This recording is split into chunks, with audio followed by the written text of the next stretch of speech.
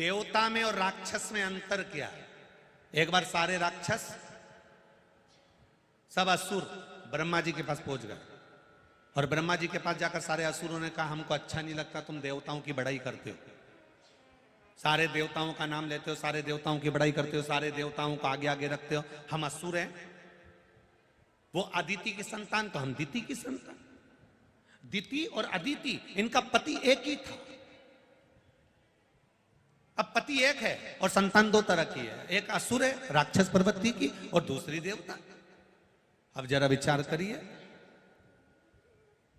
कहा सारे असुरों ने ब्रह्मा जी से कहा हमको ये अच्छा नहीं लगता, तुम देवताओं की बड़ाई करते हो, देवताओं का इतना नाम होता है, देवताओं का जय जयकार होता है, देवताओं का क्रम चालू हो जाता है, देवताओं को प्रथम रखा जाता है, हमारा नाम नहीं आता। असुरों को गुस्सा आ गया। ब्रह्मा जी ने कहा घबराओ मती, कल एक अर्जेंट मीटिंग बुलाते हैं और उस मीटिंग में सबके संशय को मिटा देंगे, पंचायत रखेंगे, तुम सब आ जाओ और एक काम करना, खाना भी यहीं खाना।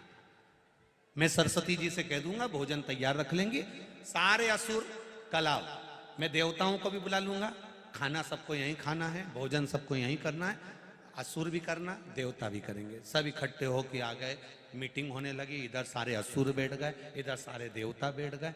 ब्रह्मा जी ने कहा मीटिंग बाद में होगी, पहले सब खाना खा लो, गरम गरम भोजन है, अच्छे से पाओ।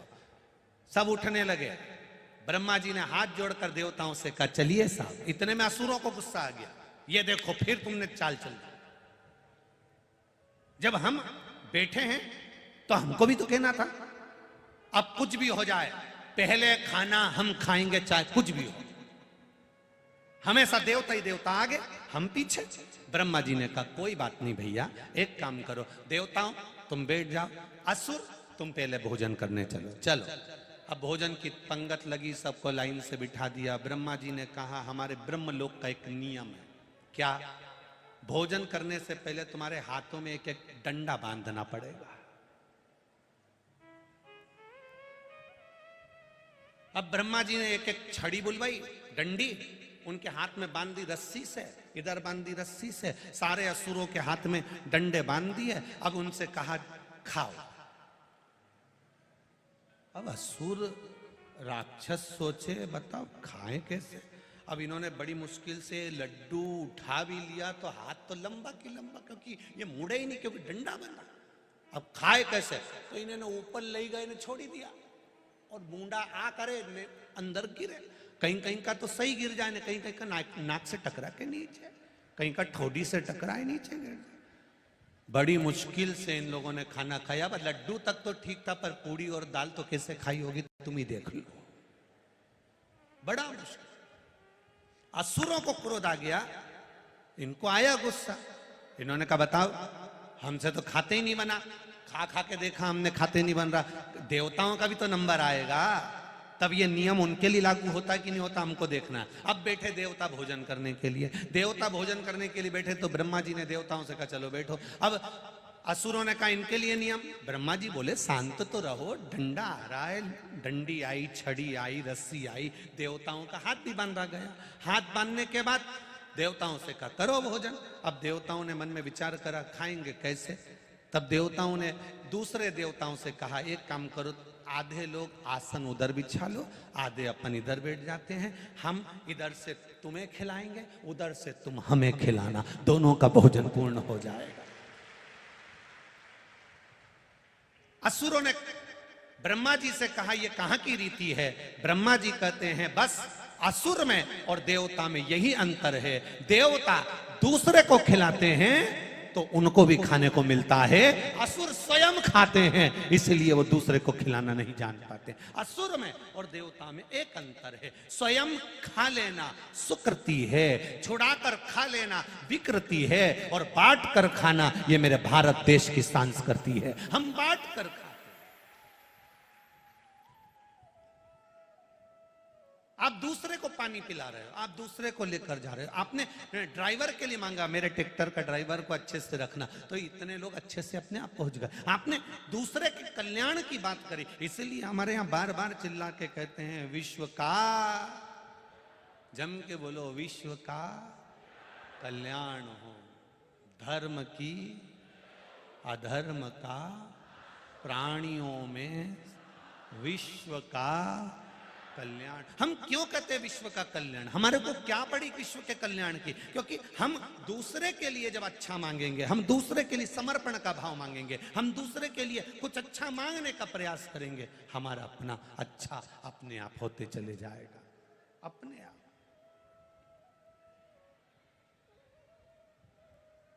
कितने बड़े दानी हैं भगवान शिव, कितने बड़े दानी। दुनिया में दान दाताओं में अगर गिनती होती है, देवताओं के दानियों में अगर गिनती होती है, तो महादेव प्रथम में है। कितने बड़े दानी। अपनी खुद की लंका सोने की नगरी जो पार्वती जी के लिए बनवाई थी, वो सोने की नगरी लंकापति रावण को दे देते हैं। दुनिया में कोई ऐसा बता दो जिसने बिल्डिंग खुद के लिए बनाई हो, सुंदर शीश महल बनाया हो, सुंदर घर बनाया हो, सुंदर जमीन उपजाऊ करी हो, सुंदर फैक्ट्री डाली हो, और वो दूसरे को उठा कर दे दे। दुनिया में ऐसा दानी कोई नहीं होगा। महादेव ने अपनी धर्म पत्नी के लिए सुंदर सोने का महल बनवाया। महादेव ने अपनी धर्म पत्नी माता पार्वती के लिए सुंदर सोने का महल बनवाया, और वो महल लंकाधिपति रावण ने, वो महल लंका का राजा रावण जब मांगा तो वो सोने का महल उसको दे दिया गया। दानी।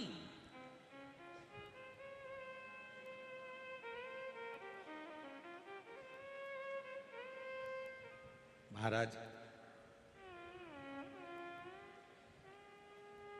फिर भी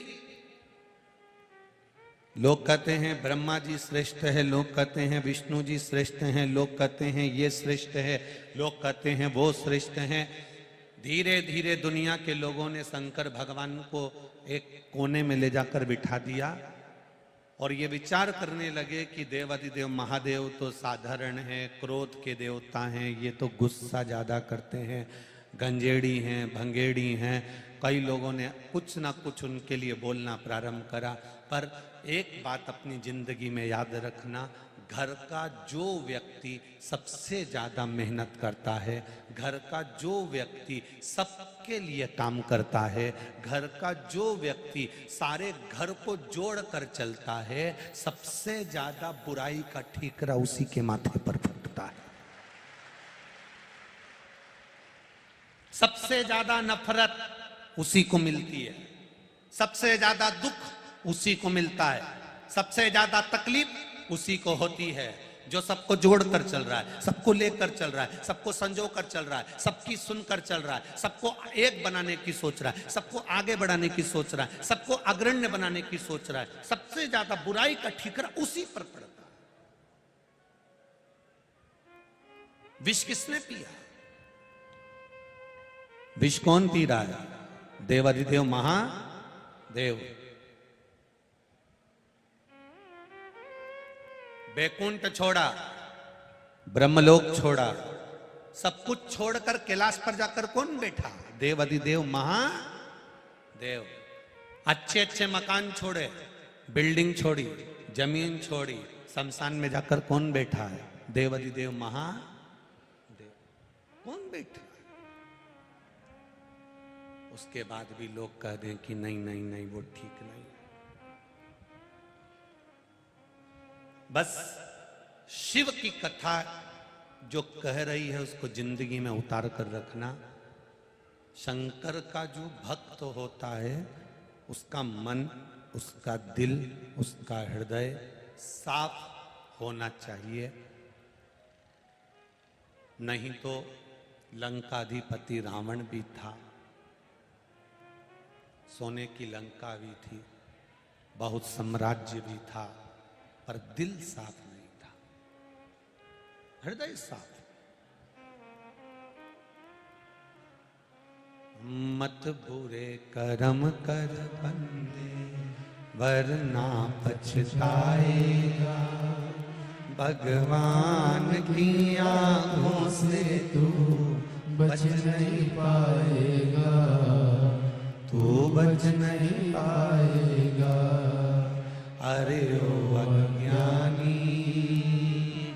मत कर नादानी, अरे ओ अज्ञानी मत कर नादानी।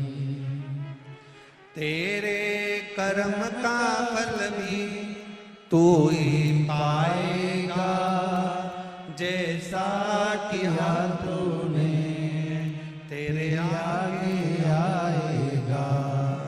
मत बुरे कर्म कर बंदे, वरना पछताएगा। भगवान की आंखों से तू बच नहीं पाएगा, तू बच नहीं पाएगा। तुमने जो कमाया उसका भोग तुम कर पाओगे कि नहीं कर पाओगे, इसकी कोई गारंटी नहीं। फ्रिज खरीद कर लाए हो, उसका पानी पी पाओगे ना पी पाओगे। एसी लगवाया, एसी में सो पाओगे ना सो पाओगे। डल्लप का गद्दा लेकर आए, उस पर सो पाओगे ना सो पाओगे। बहू लेकर आए, उसके हाथ की गरम रोटी खा पाओगे कि ना खा पाओगे, इसकी कोई गारंटी नहीं। तुमने जो दुकान पर बैठकर कमाया उसका भोग तुम कर पाओगे नहीं कर पाओगे, उसकी कोई गारंटी नहीं है। पर एक बात की गारंटी जरूर है कि तुमने जिस तरह से कमाया है उसका भोग तो तुम्हें ऊपर जाकर करना ही पड़ेगा। जैसा कमाया उसका भोग तुम्हें करना पड़ेगा। जो तुम कमाए अपने कर्म का भोग मनुष्य को करना पड़ता है। राम जी ने छुपकर बाली को मारा था, उस बाली ने कृष्ण अवतार में छुपकर भगवान कृष्ण को मारा था। कर्म का भोग तो करना पड़ता है। सीता जी ने एक चिड़िया को पिंजरे में रखा, मां जानकी को पिंजरे में रहना पड़ा, लंका में कैद होकर रहना पड़ा। माता सीता ने गर्भवती चिड़िया को कैद में रखा था और उसको बाद में फेंका, बाद में जाने दिया। उसी तरह माता जानकी भी जब गर्भ से हुई तो उनको भी अपने घर से दूर जाना पड़ा। यह कर्म का भोग है, जिसको भोगना है मनुष्य को भोगना पड़ेगा। तुमने जो कमाया उसका तुम भोग कर पाओ ना कर पाओ वो गारंटी नहीं, पर कर्म का भोग मनुष्य को करना ही पड़ता है, वो करना है।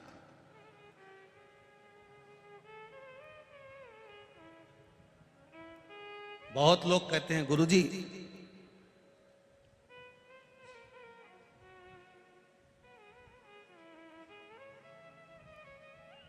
दो पौधे, एक शमी का एक बेलपत्र का,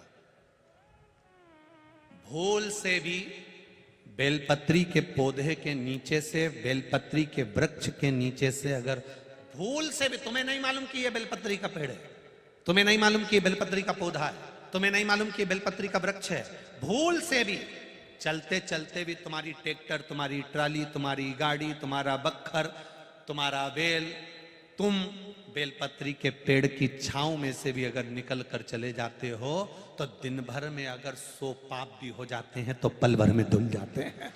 एक बेलपत्री के वृक्ष के नीचे से, एक बेलपत्री के वृक्ष की छांव से, एक बेलपत्री के वृक्ष की मात्र टहनी की छैया से हमारे कोटि कोटि पाप समाप्त हो जाते हैं।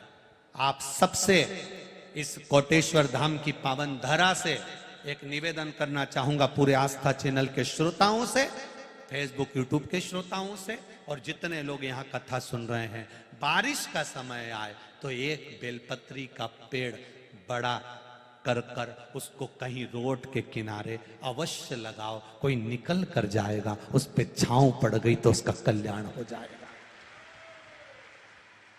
वृक्षारोपण में बेलपत्री का वृक्ष अवश्य लगाइए। 2 वृक्ष की छांव और 2 वृक्ष का दर्शन हमारे जीवन को सुख दे जाता है। एक बेलपत्री, दूसरा शमी का पौधा। शमी का वृक्ष तुम्हारे घर में बड़ा मत लगाओ, पर शमी का पौधा जब तक तुम्हारे इस हाथ की आकृति का रहे, उसमें से तुम पत्ती तोड़ो मत तोड़ो, उसमें से कुछ तोड़कर तुम शिव जी को चढ़ाओ मत चढ़ाओ। भले तुम बाहर जाकर टूटा हुआ लेकर आ जाओ, पर घर के बाहर, घर के कमरे में नहीं, हॉल में नहीं, घर के अंदर नहीं, तुम्हारा घर चारों तरफ से हो जाता है, 4 कमरे, हॉल, किचन, लेटरिन, बाथरूम सब पूर्ण कंप्लीट हो जाए, उसके बाद जो तुम्हारे जगह बचे, घर से जब तुम बाहर निकलो तो बाहर की ओर जाते समय अगर तुम्हारे निकलते समय तुम्हारा सीधे हाथ की ओर अगर शमी का छोटा सा पौधा लगा है तो ये निश्चित है कि तुम जिंदगी में कभी किसी अदालती कोर्ट केस में, कभी प्रशासनिक आदि केस में, कभी किसी गलत जगह पर जिंदगी में नहीं फंस सकते, आप उससे बाहर ही निकल जाए। एक शमी का छोटा सा पौधा भी, उसका स्पर्श, उसका दर्शन, उसमें चढ़ाया गया 1 लोटा जल। शमी 3 देवताओं को सबसे ज्यादा प्रिय है। पहला देवाधिदेव महादेव, दूसरा शनि महाराज, तीसरा श्री गणेश जी महाराज। श्री गणेश जी महाराज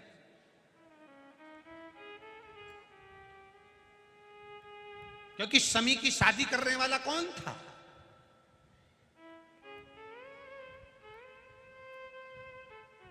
कौन इनको विवाह करे? अभी आगे आप कथा में सुनेंगे, शमी और मंदार की कथा जब आएगी, शमी और आकड़े के फूल की, सफेद फूल, नीला फूल, गुलाबी फूल आंकड़े का जो होता है, मंदार का होता है, उसका वर्णन जब आएगा आप उसमें श्रवण करेंगे।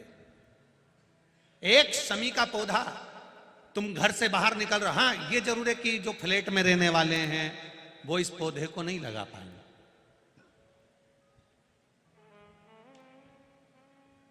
क्योंकि जब दरवाजे से निकलते हैं तो अंदर गच्ची होती है, गैलरी होती है, तो कैसे लगाएं घर के बाहर। हाँ, आप डायरेक्ट निकल रहे हैं और आपका पौधा घर के बाहर लगा हो तो बात दूसरी, छोटा सा गमले में, ज्यादा बड़ा नहीं, छोटा सा। ज्यादा बड़ा हो जाए तो उसको कहीं और लगवा दो, छोटा। घर से निकलते समय सीधे हाथ पर अगर शमी का पौधा, आप निकल रहे हैं और आपका राइट हैंड है, सीधा हाथ है, घर के बाहर शमी का पौधा है, प्रतिदिन का अगर आपका नियम बन गया कि शमी को देखकर घर से बाहर निकल रहे हो, जिंदगी में कभी कांटे तुम्हारे जीवन में आ ही नहीं सकते, कोई रोड़ा आएगा ही नहीं, बढ़ जाओ।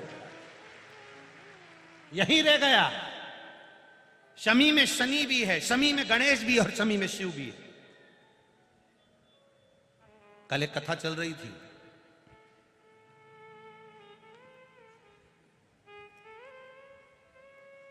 उस कथा में कौस ब्राह्मण राजा रघु के पास जाकर कितनी स्वर्ण मुद्रा मांगे थे? बोलो बोलो जम के, 14 करोड़। और उनके गुरु वर्तंतु ऋषि ने मांगी थी कि मैंने तुझे पढ़ाया है तो मुझे 14 करोड़ जो तूने विद्या अध्ययन करी है उसकी शिक्षा हेतु 14 करोड़ सोने की मुद्रा मुझे ला कर दे। और कौस ऋषि की आंख में जल था, राजा रघु के पास चले गए थे। वो रघु जिनका आज तक नियम लिया जाता है कि रघुकुल रीत सदा चली आई, प्राण जाए पर वचन। कौस आए, कौस ब्राह्मण ने आंख में जल भरा था। राजा रघु ने देखा, शिव जी की पूजन करके उठे थे राजा रघु, और उन्होंने देखा कि एक ब्राह्मण दरवाजे पर खड़ा हुआ है, आंख में अश्रु है उसके, नैनों में जल भरा है उसके। पूछा, क्या बात है ब्राह्मण देवता, क्या हुआ? हुआ क्या ब्राह्मण देवता, क्यों रो रहे हो?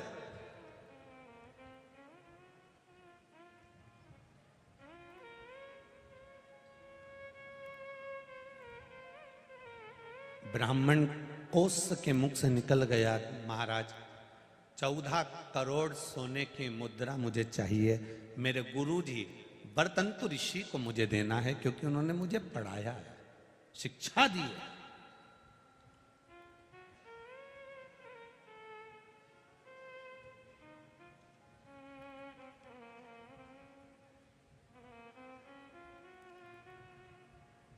₹14 करोड़ कैसे दूंगा मैं आपको? अभी तो मैंने 3 दिन पहले यज्ञ करा है, बड़ा यज्ञ हुआ, समापन हुआ, पूरा कोष उसमें समाप्त हो गया। अब मेरे पास इतना नहीं बचा। 1,000 मांग लो, 5,000 मांग लो, 10,000 मांग लो, 20,000 सोने की मुद्रा दे देता हूं। 1 करोड़ भी अगर सोने की मुद्रा मांगते हो तो दे देता हूं, पर 14 करोड़ सोने की मुद्रा कैसे दूंगा? 14 करोड़ सोने की मुद्रा मेरे पास नहीं।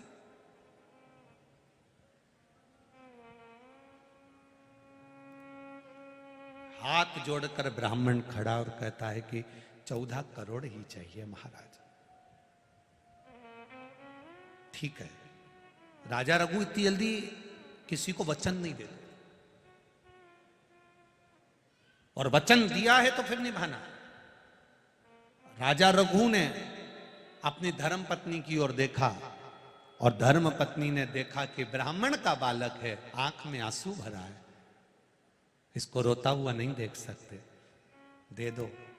पत्नी से कहा 14 करोड़ स्वर्ण मुद्रा नहीं है राजकोष में। आपने देवाधिदेव महादेव की पूजन करी है ना? शंकर का जो भक्त होता है ना, वो अड़भंगा होता है। अड़भंगा।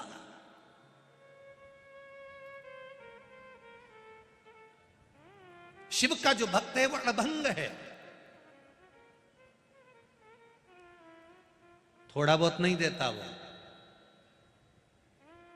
इस व्यासपीठ ने देखा है कई कथाओं में लोग शंकर जी के मंदिर में जाकर कहते हैं इतने साल हो गए भगवान संतान दे देना।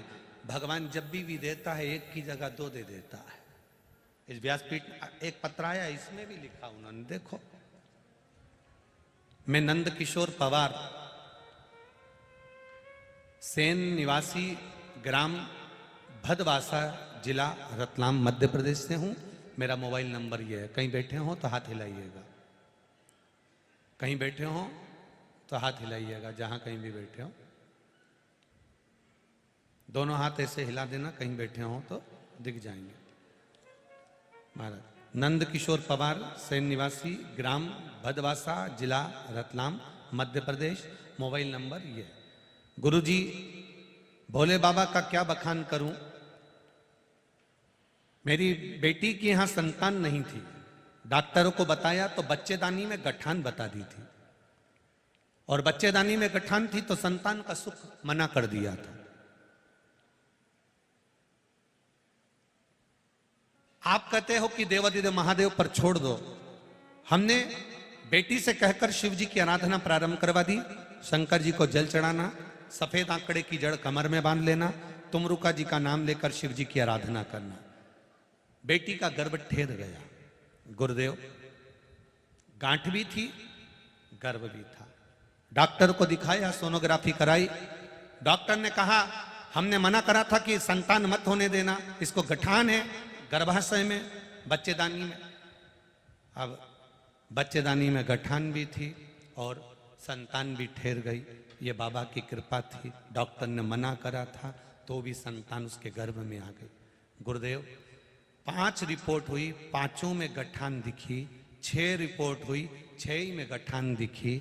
और आखिरी में जब बच्चे का जन्म हुआ तो वो गठान नहीं थी, एक बच्चे के साथ दूसरे बच्चे ने जन्म ले लिया था।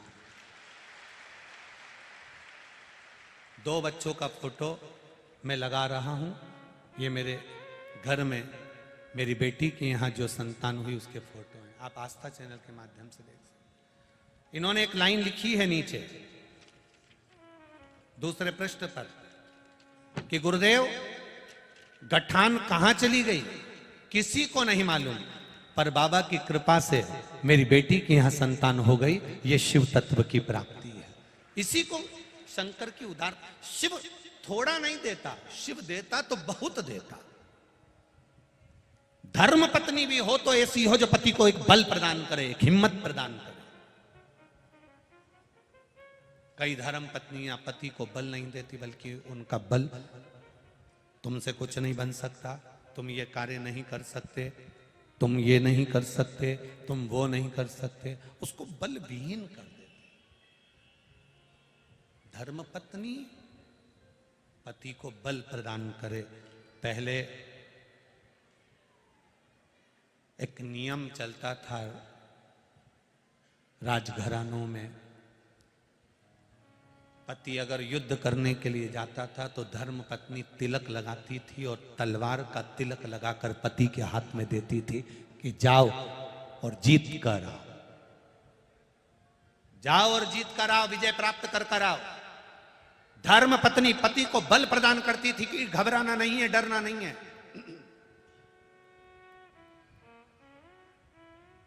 शिव भी यही कहते हैं, क्यों घबराना।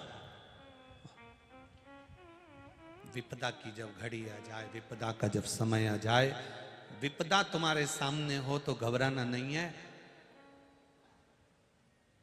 मेरे साथ हैं भोलेनाथ जी, किस बात की चिंता। क्यों चिंता करना, जो होगा देखा जाए।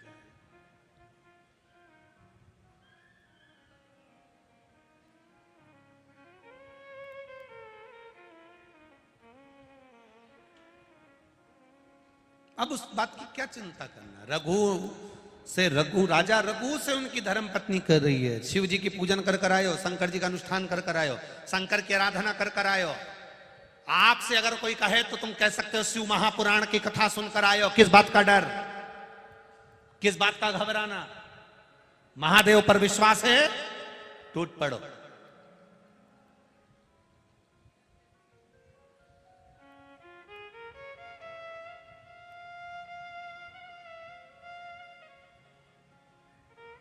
अरे भाई, अब सौंप दिया इस जीवन का सब भार तुम्हारे हाथ, उसमें घबराना क्या है।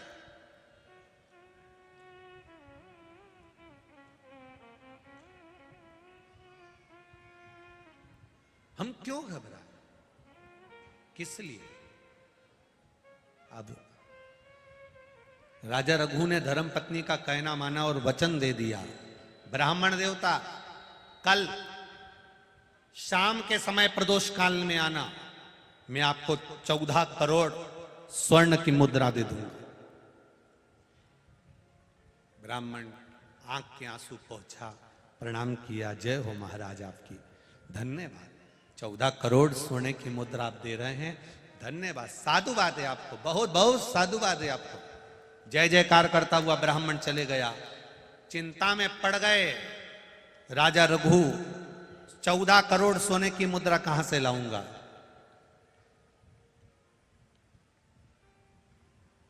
चौदह करोड़ सोने की मुद्रा कहां से लाऊंगा।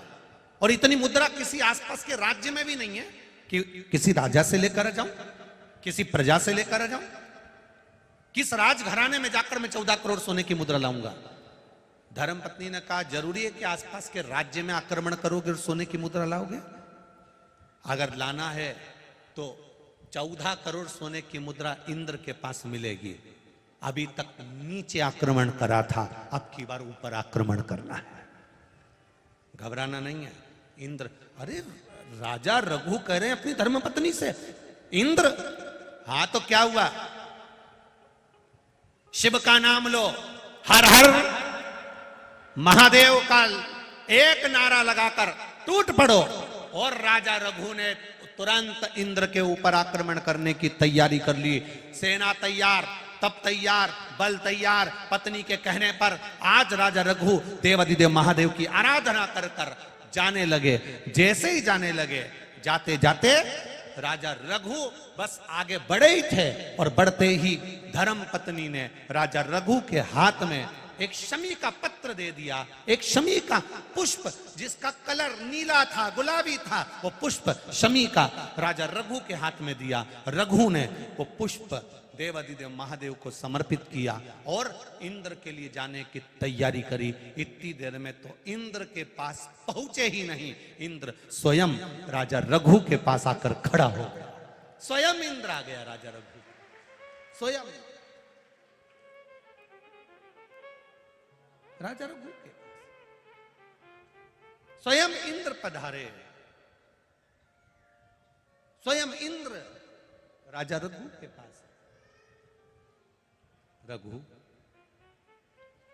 आप कौन? इंद्र। मैं तो आप ही के पास आ रहा था, आप ही के पास पहुंच रहा था। कैसे आना हुआ? इंद्र ने कहा तू आक्रमण मत कर, तुझे 14 करोड़ सोने की मुद्रा चाहिए ना, चिंता का विषय नहीं है, चिंता का विषय नहीं, चिंता का विषय नहीं। प्रणाम।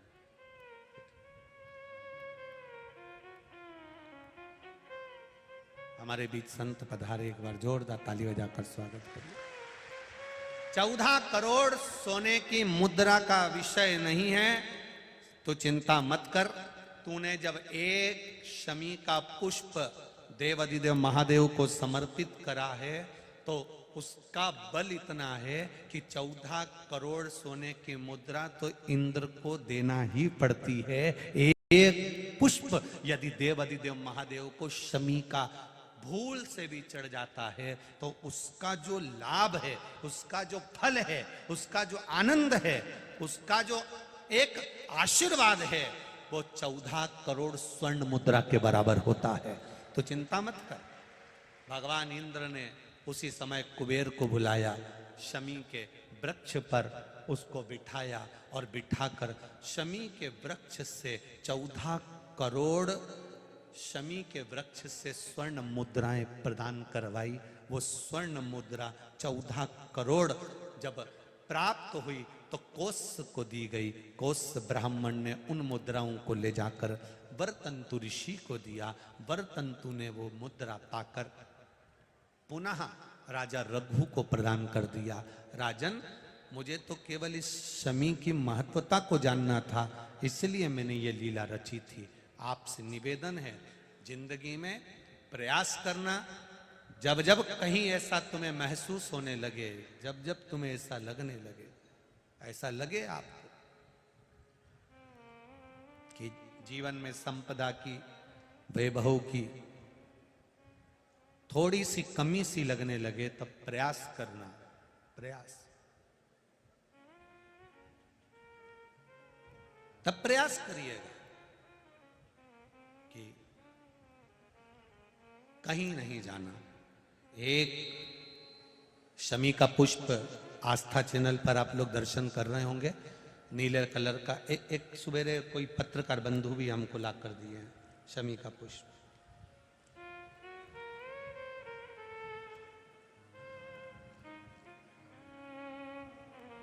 टीवी पर आपको आस्था वाले दिखा रहे होंगे, उसको अच्छे से देख लेना। ये तो हमारे हाथ में कोई एक पत्रकार बंधु ने ला कर दिया था, शमी का पुष्प, ये कलर का, देखिए। हाँ, आप ही लाए थे उसको, साधुवाद था आपको। तो ये शमी का पुष्प है। भूल से भी अगस्त से मार्च अप्रैल तक शमी का फूल आता है, लगभग एक आध महीना कोई वृक्ष ऊपर नीचे हो सके तो हो जाए, पर समय यही रहता है लगभग। प्रयास कर, एक शमी का पुष्प भी अगर भूल से भी देवाधिदेव महादेव को समर्पित हो जाता है, शंकर भगवान को भूल वश भी चढ़ जाता है, तो व्यक्ति खड्डे में नहीं गिरता, अगर गिर भी गया तो उबर कर वापिस बाहर आ जाता है। धन वैभव संपदा में शमी पुष्प की बड़ी महत्वता, बड़ी महत्वता। हमारे बीच में आज नागदा के विधायक महोदय भी पधारे हैं, बहुत बहुत साधुवाद। अभी ग्रेटर नोएडा में जो कथा हुई, आप ही की बेटी के पूर्णमय आनंद क्षेत्र में वो कथा का आयोजन था, बहुत सुंदर व्यवस्था वहां पर भी आपके द्वारा आयोजित की गई, बहुत बहुत साधुवाद। शिव कथा कर रहे, एक शमी का पत्ता, एक शमी का पुष्प, एक शमी का पत्ता, एक शमी का पुष्प हमारे जीवन में फल की अनुभूति करा देता। कौस ऋषि ने वर्तंतु, कौस ब्राह्मण ने वर्तंतु से कहा, गुरुदेव मैंने आपको ये 14 करोड़ स्वर्ण मुद्राएं प्रदान कर दी है, मैंने आपको ये 14 करोड़ सोने की मुद्राएं दे दी है गुरुवर, गुरुवर अब आपको गुरु दक्षिणा में कुछ देना तो नहीं रह गया। गुरु जी ने कहा, नहीं कौस, तुमने इस शमी वृक्ष की महत्वता को आनंदित कर दिया और राजा रघु ने इस शमी वृक्ष की मूलता को दर्शा दिया। इसलिए संपूर्ण विश्व में फिर स्मरण रहे। कई लोग शमी को खेजड़ी कहते हैं, बिल्कुल सही नाम है। राजस्थान में इसको खेजड़ी कहते हैं, कांटे वाला पौधा होता है, ऊंट भी इसको खाता है और ये कांटेदार पौधा है, पर ये शिव को प्रिय है, शनि को प्रिय है, गणेश जी को प्रिय है। आप दिल से समर्पित करो, दिल से उसका स्मरण। बस शमी की जो पत्ती होती है,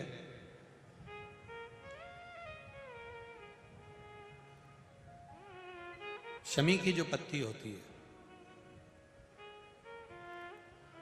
एक पत्ती में जितनी पत्तियां लगी होती हैं और एक पत्ती के अंदर, जरा ध्यान देंगे, जैसे इस पत्ती में ढेर सारी पत्तियां लगी हुई है, उस पत्ती में से भी एक पत्ती तोड़ोगे और एक पत्ती तोड़ने पर उस पत्ती को भी अगर गिनोगे तो उसमें बहुत सारी पत्तियां होती हैं। आज प्रयास करना, अगर कहीं आपको शमी की पत्ती मिले तो जैसे ये पत्ती, इस पत्ती को तोड़ा गया, इस पत्ती में से एक पत्ती निकाली गई और एक पत्ती निकालकर आप धीरे से रखना, उसमें भी बारीक बारीक बारीक बारीक बारीक बारीक बहुत सारी पत्तियां नजर आती हैं। शिव महापुराण की कथा कहती है, जो सोमवार की अष्टमी हो या प्रदोष का व्रत हो या 12 महीने की शिवरात्रि हो या किसी भी दिन प्रदोष काल के अंतर्गत शंकर भगवान को एक शमी का पत्ता कोई भूलवश भी समर्पित कर देता है, तो जितनी एक पत्ती में पत्तियां होती है और उस पत्ती के अंदर भी एक पत्ती को तोड़ने के बाद जितनी पत्तियां होती है, उतने जन्म मृत्यु लोक में मनुष्य के नहीं होते। 84 लाख योनियों में से वो योनियां कट जाती हैं और देव योनि प्राप्त हो जाती। एक शमी पत्र की इतनी महत्वता है, एक शमी पत्र। आज के जमाने में दुनिया के लोग भक्ति तो करते, कई लोग कहते हैं हम 2 घंटा भजन करते हैं, हम 3 घंटा भजन करते हैं, हम 4 घंटा भजन करते हैं, हम 5 घंटा भजन करते हैं, हम 6 घंटा भजन करते हैं। पर कोई तुमसे कहे कि तुम्हारे हृदय में भक्ति कितनी आई, भजन का भाव कितना बड़ा, स्मरण कितना बड़ा, वो ज्ञात नहीं होता। हमारा भजन करते, ये उसी में का हाल है। जैसे एक व्यक्ति के दांत में दर्द हुआ, डॉक्टर के पास गया, डॉक्टर साहब मेरा दांत निकाल दो। डॉक्टर साहब ने कहा देखो हमारे पास जो सुन्न करने की दवाई थी ना वो खत्म हो गई है। नहीं डॉक्टर साहब दांत तो तुम्हें आज ही निकालना पड़ेगा। डॉक्टर साहब बोले सुन्न करने की दवाई नहीं है, तुम तो निकाल दो। अरे बहुत दर्द होगा, डॉक्टर कहता है बहुत दर्द होगा। अब मैं दर्द सहन कर लूंगा। नहीं तुम तो निकाल दो। नहीं डॉक्टर बोले नहीं सुन्न करने की दवाई नहीं है, दर्द बहुत होगा, मैं दर्द सहन कर लूंगा। डॉक्टर साहब इतने में डॉक्टर साहब ने उनके कंपाउंडर से बोला इससे पूछो ये कोई नशा वशा करता है क्या, पूछो इससे। तो उससे पूछा तू नशा करता है? हाँ। नशा करता है? हाँ। डॉक्टर साहब ने कहा नशा करता है तो एक काम करो, ये थोड़ा सा नशे में हो जाएगा तो इसका दांत निकाल देंगे तो इसको मालूम नहीं पड़ेगा, दे दो इसको नशे का। अब उसको दे दी, अब उसने नशे में धुत हो गया और डॉक्टर ने कहा अब तुम्हारा दांत निकाल सकते हैं। इतने में नशेला बोला किसके बाप में दम है मेरा दांत निकाल।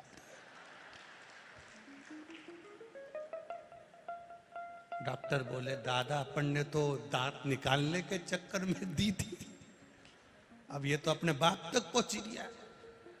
डॉक्टर बोले रहने दो साहब तुम तो जाओ, जब सुन्न होने की दवाई आए तब आना।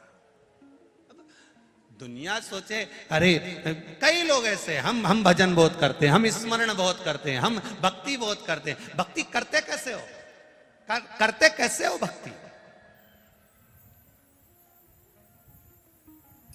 आज के जमाने में दुनिया के लोग प्राइवेट स्कूल में पढ़ाना बच्चों को पसंद करते हैं। आज के जमाने में दुनिया के लोग प्राइवेट हॉस्पिटल में ले जाना अपने मरीज को पसंद करते हैं। पर दुनिया के लोग एक चीज जरूर चाहते हैं कि मेरे बेटे की नौकरी लगे तो सरकारी लगे और मेरी बेटी की नौकरी लगे तो सरकारी लगे। प्राइवेट स्कूल में पढ़ाते हो, प्राइवेट हॉस्पिटल ले जाते हो, फिर सरकारी नौकरी की जरूरत क्या है तुमको? नौकरी सरकारी चाहिए, पढ़ाएंगे प्राइवेट में, हॉस्पिटल ले जाएंगे प्राइवेट में, पर नौकरी सरकारी। उसी तरह हम 1 घंटे की भक्ति करते हैं, हम 2 घंटे की माला जपते हैं, हम 5 घंटे की माला जपते हैं, हम 6 घंटे की माला जपते हैं। भक्ति कितनी है? भक्ति कितनी है तुम्हारे भीतर? विश्वास कितना है तुम्हारे भीतर? दृढ़ता कितनी है तुम्हारे भीतर? भजन कितना है तुम्हारे भीतर? ये श्रेष्ठता नहीं। श्रेष्ठता वो है कि तुम्हारे भीतर भजन कितना होना चाहिए। आप जाते हो शंकर जी के मंदिर, रोज जल चढ़ाने जाते हो, रोज शिव जी पर जल चढ़ा के आते हो, इसके बाद भी कहीं ना कहीं तुम्हारा मन डोल जाता है, कहीं ना कहीं तुम्हारा क्रम डोल जाता है, कहीं ना कहीं तुम्हारा चित्त डोल जाता है। मंदिर जाने पर भी, शंकर के पास जाने पर भी, शिवलिंग के पास जाने पर भी, शिव के द्वार जाने पर भी। फिर किसी ने कह दिया, अरे वो वहां पे नई पवन उतरी है, सब सही सही बता दे। लोग नरियल अगरबत्ती लेके वहां पहुंच गए और उन्होंने घूमते घूमते कह दिया तेरे ही घर का है। और जो घूमते घूमते वो बोली तेरे ही घर का है। इसको समझ में आ गया 15 दिन पहले मेरी जेठानी से लड़ाई हुई थी, वही कुछ ना कुछ करके लाई होगी और उसी ने मुझे बीमार कर दिया। अब जेठानी खार जैसी लगने लगी, खार जैसी। कोई देवी देवता इतने फ्री नहीं है कि तुम्हें आकर बता देंगे कि तेरे ही घर का, तेरे ही घर। अगर देवी देवता इतने फ्री होते कि तुमने 2 अगरबत्ती लगाई और 2 बार ढोलक बजाई, इतने में बाल खोल के आ गई। इतनी देवी जी फ्री हो गई, इतना भैरू जी फ्री हो गया, भगवान इतने फ्री हो गए कि तुमने अगरबत्ती लगाई ने देवता टूटमन हो गया। अरे दादा, जय हो ज्वार माता, धन्य है सोयाबीन जीजी, जय हो बाजरा की अम्मा, जय हो काका जी। सोचो तो रे, विचार तो करो रे। हम कहां जा रहे हैं? वो नई पवन उत्तरी वहां चल दी है, उन्हें किया वहां चले जाओ, उन्हें वहां ऐसा चमत्कार हो, इन्हें बस यूं फेंको ने हंडा निकली जाए सोना का। अगर ऐसा सोने का हंडा निकलता होता तो सियोर वाला महाराज यहां कोटेश्वर नहीं आता। काय को आता है? ऐसा हंडे से काम हो जाए तो ये कितनी मेहनत करता है किसान। बोलो रे जीजियों, किसान कितनी मेहनत करे, रोज बीज बोए, जमीन तैयार करे, रात दिन जगे किसान, आधी रात को जाकर पानी फेरे किसान, आधी रात को जगता फिरे, सांप बिच्छू कीड़ा कांटा सब पड़ा है तो भी खटिया डाल के सो रहा किसान। जरा विचार तो करो कि कितनी मेहनत करना पड़े। अगर ऐसा सोना का हंडा मिलता रहता तो ये किसान को मेहनत नहीं करना पड़ती रे। शिव पुराण कहती है, भागवत कहती है, कर्म प्रधान है मेरा भारत। मेहनत करोगे तो आगे बढ़ोगे, कर तो मेहनत, आगे बढ़ते चलोगे, हंडा नहीं निकलेगा हो। और सियोर वाले महाराज के पास ऐसा हंडा निकालने की मशीन भी नहीं हो। इस चक्कर में मत रहना। और अगर तुम इस चक्कर में भीड़ बढ़ा रहे हो कि हमारे पास कोई ऐसी विद्या है कि हम तुम्हारा सब कुछ बता दें, हमारे पास वो भी नहीं दादा, हमें तो हमारा ही नहीं मालूम कि अगला कदम क्या होगा, तो हम तुम्हारा क्या बताएं। भजन करो। मीराबाई ने करा, कर्माबाई ने करा, ध्रुव ने करा, प्रहलाद ने करा, नरसिंह मेहता ने करा, नामदेव ने कहा, तुकाराम जी ने करा, रामकृष्ण परमहंस ने करा, चैतन्य महाप्रभु जी ने करा, दुनिया के जितने संत हुए सब ने भजन करा। उस भजन का बल इतना था कि सोने की हंडे की जरूरत नहीं पड़ी। जब राम कृष्ण शिव अपना हो गया तो हंडा तो अपना अपने आप हो जाता है। उसका भजन करो, मेहनत करो, कर्म करो। किसी के चक्कर में मत पड़ो फालतू का, किसी के चक्कर क्यों भटकना।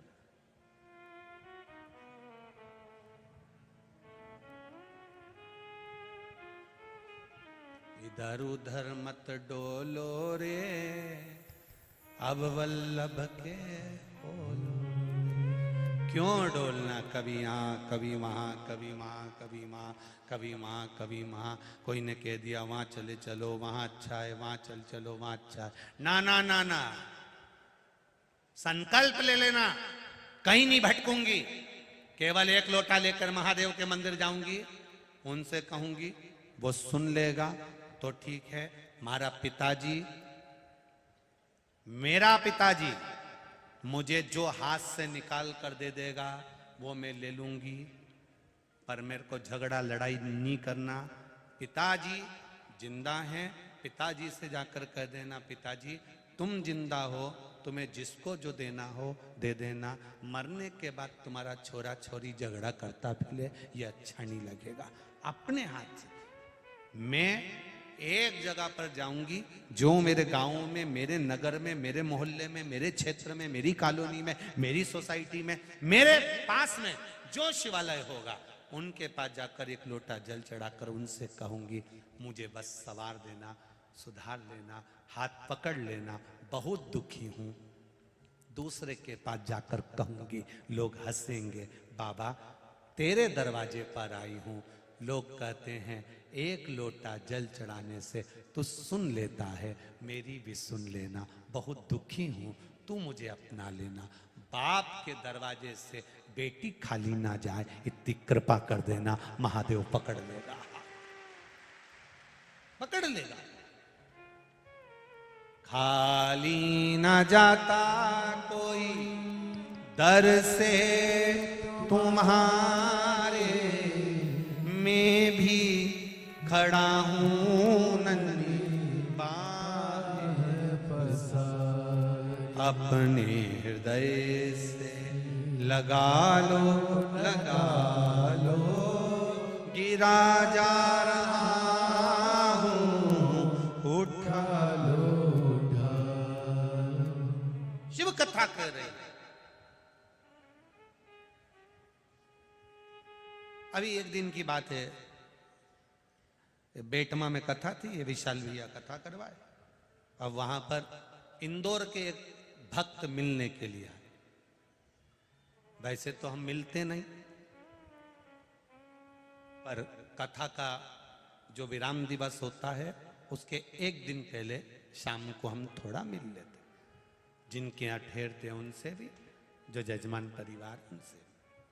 हम नहीं मिलते पूरे 7 दिन में। ये विशाल भैया भी जाने, ये सिसोदिया जी भी शरद भैया से पूछना, इन लोगों से भी हम नहीं मिलते। एक नियम बना रखा है। हाँ, पत्रकार बंधु कभी आए हैं, सामूहिक रूप से, अलग अलग नहीं, वो भी कभी भी पत्रकार बंधु भी अकेले अकेले नहीं आए। और ये एकजुटता का एक आनंद है। पत्रकार बंधु भी सामूहिक रूप से आए, एक बार मिल लिए, हो गया। किसी से हम नहीं मिलते ज्यादा।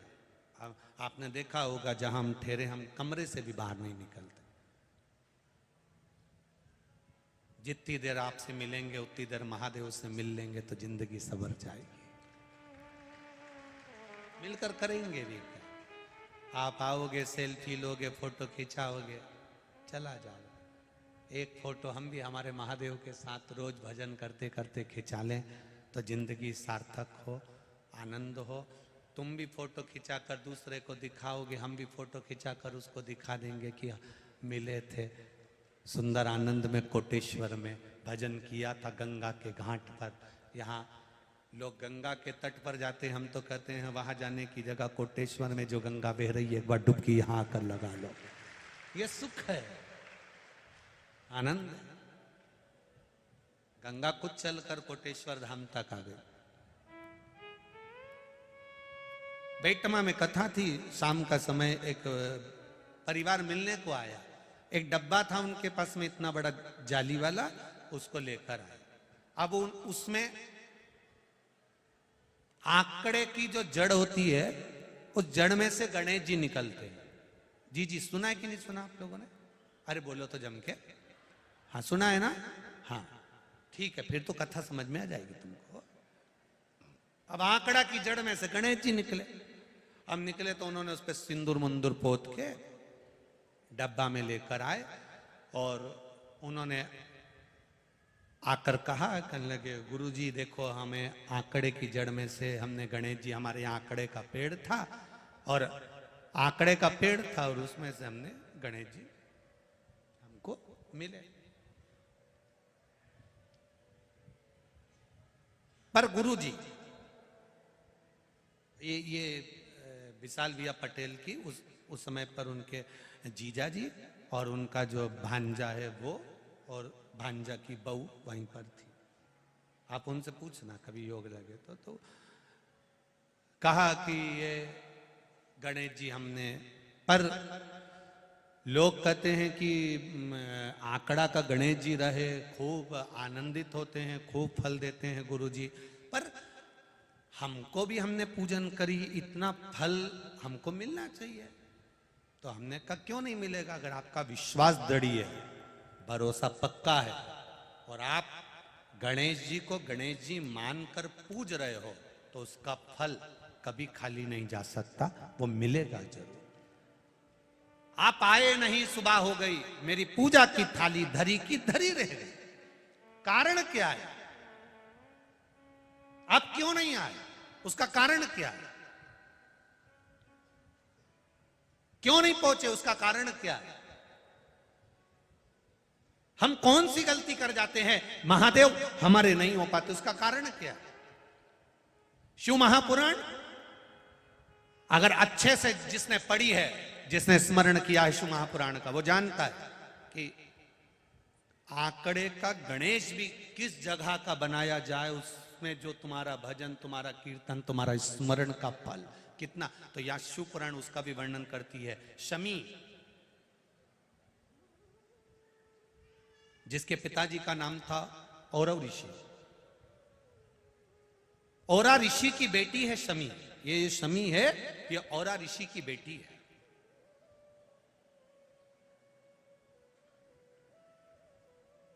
बहुत सुंदर पुत्र, बहुत सुंदर।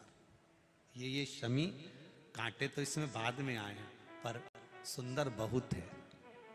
और औरा ऋषि की जो बेटी है बड़ी सुंदर है, पिता की प्रिय है। बेटी बाप की प्रिय होती है, बेटा मां का प्रिय होता है। लोग कहते हैं बेटी की विदाई में सबसे ज्यादा मां रोती है। शिव पुराण कहती है बेटी की विदाई में सबसे ज्यादा बाप रोता है, क्योंकि वो बेटी को बड़ा स्नेह करता है। शिव पुराण, बेटी को अगर थोड़ा सा भी दुख आता है ना, बाप सबसे ज्यादा दुखी होता है। बेटी सुखी है तो बाप को सुख है, बेटी दुखी है बाप को दुख है। पिता पुत्री को बहुत प्रेम करता है, स्नेह।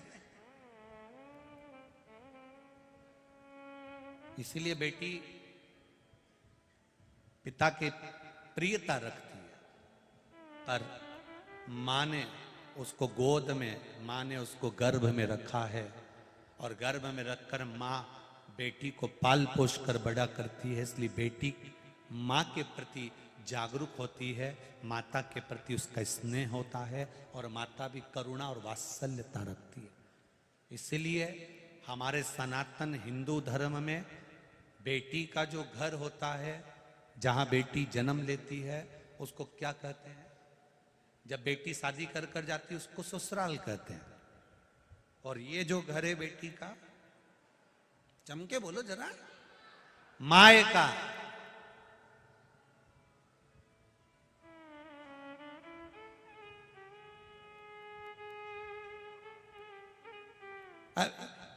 इसमें बाप का नाम नहीं है, आज तक किसी ने नहीं किया। जिस जो बोली तो बोली मायका जयरी, आज तक किसी ने कहा मैं बाप का जयरी, पिता के यहां जा रही। जब भी बात निकले, जो लड़ाई होने झगड़ा होने में, तो चली मायका। मायका मतलब मां का घर, मां है तो मायका है। जिस दिन मां चली जाती है उस दिन फिर मायका भी समाप्त हो जाता। मायका है। औरा ऋषि की पुत्री शमी बड़ी सुंदर थी। औरा ऋषि ने विचार करा था, मेरी इतनी सुंदर बेटी है, लड़का भी ऐसा मिलना चाहिए, वर ऐसा मिलना चाहिए जो मेरी बेटी का सम्मान करे।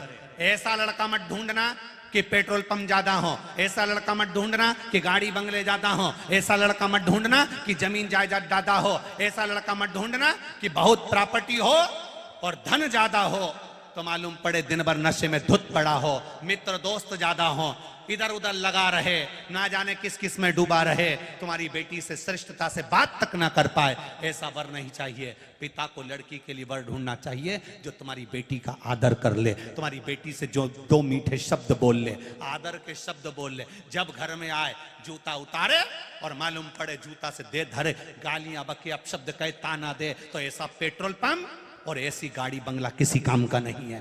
बेटी का आदर करे वो छोरा होना चाहिए, बेटी का सम्मान करे वो वर होना चाहिए, बेटी को मान सम्मान के शब्द बोले वो वर होना चाहिए। जरा जरा सी बात में चिल्ला के दौड़े और अपने दोस्तों के साथ जाकर बैठ जाए, रात को 12-12 1-1 बजे तक आए, मालूम पड़े बेटी इंतजार करती रहे, आएंगे रोटी खाएंगे, साथ बैठेंगे, बात करेंगे, कुछ बोलूंगी मैं उनको, उनसे कुछ पूछूंगी मैं, और मालूम पड़ा ऐसे तैयार होके आए, कहीं पे निगाहें और कहीं पे अरे बोलो तो जी हो निशाना। इसीलिए पहले दिन समझाया था, पहले दिन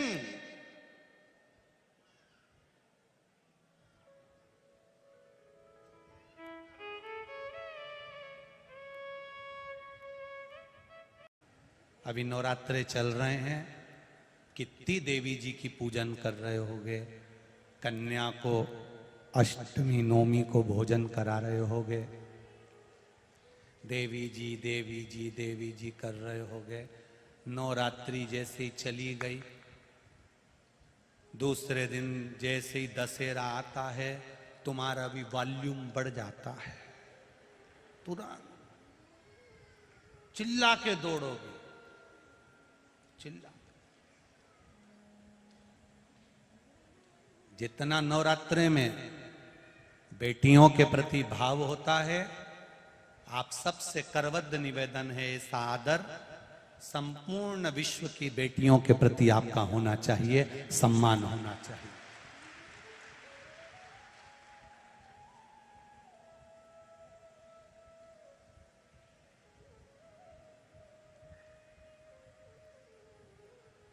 महिला दिवस लोग मनाते हैं, खूब पुरस्कार भी बांटते हैं, खूब अच्छी अच्छी सामग्री भी बांटते हैं, पर सही महिला दिवस कब मनेगा? सर्वश्रेष्ठ महिला दिवस उस दिन मनाया जाएगा जिस दिन भारत की बेटियां आनंद के साथ अकेले भी किसी रास्ते से निकल जाए और किसी की गलत दृष्टि ना पड़े, उस दिन महिला दिवस की प्रधानता रहेगी।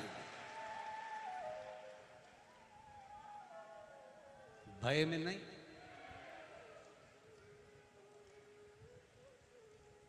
आज छोटी छोटी सी बेटियों के साथ गलत कर्म हो रहा है, लोग कहीं ना कहीं गलत कार्य में लगे हुए हैं, और हम सोचें कि महिला दिवस मन गया, बहुत सम्मान कर दिया, आदर कर दिया, वो नहीं। और आप सोच रहे होंगे कि प्रशासन, शासन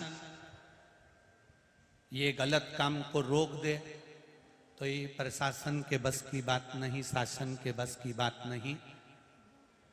किसी शासन प्रशासन में वो बल नहीं कि गलत कार्य को रोक दे। गलत कार्य को रोकने की जवाबदारी आपकी अपनी खुद की है। अपने घर के बच्चों को जब हम श्रेष्ठ संस्कार देंगे तो यह पक्का है कि हमें प्रशासन की जरूरत ही नहीं पड़ेगी। हमारे संस्कारों में कमी है, हम कुछ अच्छा नहीं दे पाए। अगर आज छोटी सी बच्चियों के साथ गलत कर्म हो रहा है, छोटी बच्चियों को गलत दृष्टि से देखा जा रहा है, उस घर के बच्चों को सही संस्कार नहीं मिल पाए होंगे। आज बच्चे गलत मार्ग पर जा रहे हैं, उसमें सही सत्कर्म संस्कार नहीं मिल पाए होंगे। हमारी कमी है, हम उन बच्चों को संवारे, अपने बच्चों को एक लोटा जल देकर शंकर के मंदिर भेजना प्रारंभ करें। जिसके बच्चे बाल्यावस्था में एक लोटा जल लेकर शंकर के दरवाजे पर चढ़ते हैं, उस घर के बुढ़ों को, बुजुर्गों को वृद्धाश्रम के दरवाजे नहीं चढ़ना पड़ता। हमारे घर के बच्चे जब वृद्धाश्रम में जाएंगे, हमारे घर के बच्चे जब शिव मंदिर तक जाएंगे, शंकर की चौखट तक जाएंगे, शिव के द्वार तक जाएंगे, तो यह निश्चित है कि हमको वृद्धाश्रम की चौखट पर नहीं जाना पड़ेगा। हमारे बच्चों को हम संस्कारों से विहीन कर देंगे। खूब पढ़ो पढ़ो पढ़ो पढ़ो, बड़े बड़े शहर में जाओ, पढ़ो पढ़ो पढ़ो, केवल एक होड़ लगी है बच्चों को डॉक्टर बनाना, इंजीनियर बनाना, कलेक्टर बनाना, सीए बनाना, एसपी बनाना, डीएसपी बनाना, ये बनाना, वो बनाना, केवल एक होड़ लगी है। बच्चों को पढ़ाना है, पढ़ाना है, पढ़ाना है। सुबह से शाम तक माता पिता भी ये कहते हैं पढ़ पढ़ पढ़ पढ़ पढ़। केवल एक होड़ लगी है कि पढ़ाना है, बस 10th करा दो, 12th करा दो, फर्स्ट ईयर करा दो, सेकंड ईयर करा दो, सीएस करा दो, ये करा दो। पर कोई माता पिता अपने बच्चे से ये अंदाजा लगा कर नहीं बैठे कि बच्चों से कहा जाए डॉक्टर बनना, इंजीनियर बनना, कलेक्टर बनना, एसपी बनना, एसडीएम बनना, सब बनना, पर उससे पहले संस्कारित बनना। क्योंकि मालूम पड़े मैंने जो बनाया, बनने के बाद तू मुझे पूछे नहीं, आदर नहीं करे, सम्मान नहीं करे, सत्कार नहीं करे, तो तेरा फिर बनना किस काम का हो। आदर तो करो, सम्मान तो करो। शमी को देखा और ऋषि ने विचार करा मेरी बेटी का विवाह करना है मुझे। शमी इतनी सुंदर थी, कई वरों का प्रस्ताव शमी के लिए आया, कई वरों का प्रस्ताव। कई वर तो शमी के सामने आकर खड़े हो गए, शमी मुझे तुमसे विवाह करना है। शमी ने कहा मेरा पिता मेरी दौलत है, मेरा बाबुल मेरा पिता मेरी दौलत है, मेरा पिता जो कहेगा मैं करूंगा।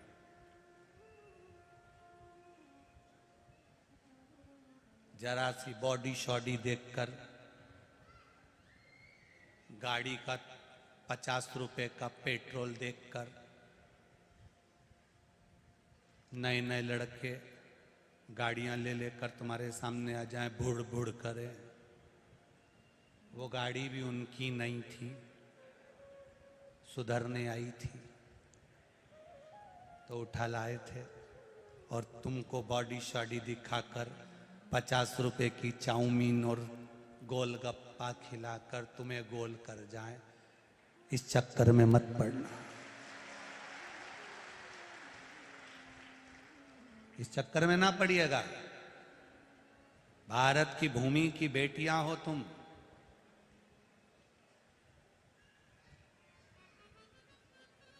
अपने माता पिता को नीचा देखने के लिए यह मत कर जाना कि माता पिता की दृष्टि नीची हो जाए। मेरे माता पिता शान से जिए हैं, सत्ता से जिए हैं, सिर ऊंचा कर कर जिए हैं। बेटी माँ बाप के कहने पर विवाह करे, माता पिता के अनुकूल चले। तुम पढ़ जाओ, लिख जाओ, खूब खूब तुम्हारी दोस्ती हो, फ्रेंडशिप हो, मना नहीं, पर संस्कारों से बंधे रहना, संस्कारों से। कितना संस्कारों से विहीन हो गए हम लोग, कितना। कई जगहों पर हमने देखा कि ब्राह्मण हो, क्षत्रिय हो, वैश्य हो, शूद्र हो, कई जगह पर हमने देखा कि पति पूजन कर रहा है, पाठ कर रहा है, स्मरण कर रहा है, अर्चना कर रहा है, और पत्नी का मन एक मिनट भी, एक क्षण भी पूजन में नहीं लगता, नहीं। देवराज ब्राह्मण,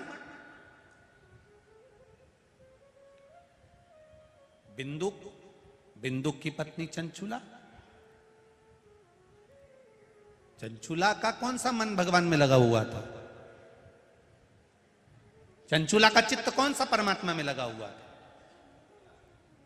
पति बिंदुक ने कई बार कहा, चंचुला चल काशी घूम कर आते हैं, चंचुला चल अपन हरिद्वार घूम कर आते हैं, चंचुला चल अपन वहां घूम कर आते हैं, चंचुला चल अपन वहां चलते हैं। पर चंचुला का चित्त, चंचुला का मन एक बार भी भगवान के मंदिर तक नहीं पहुंचा। बिंदुक ब्राह्मण था, देवराज ब्राह्मण था, उसके बाद भी धर्म पत्नी का मन, चित्त, वृत्ति मंदिर तक नहीं पहुंचती। बहुत कठिन, बहुत कठिन।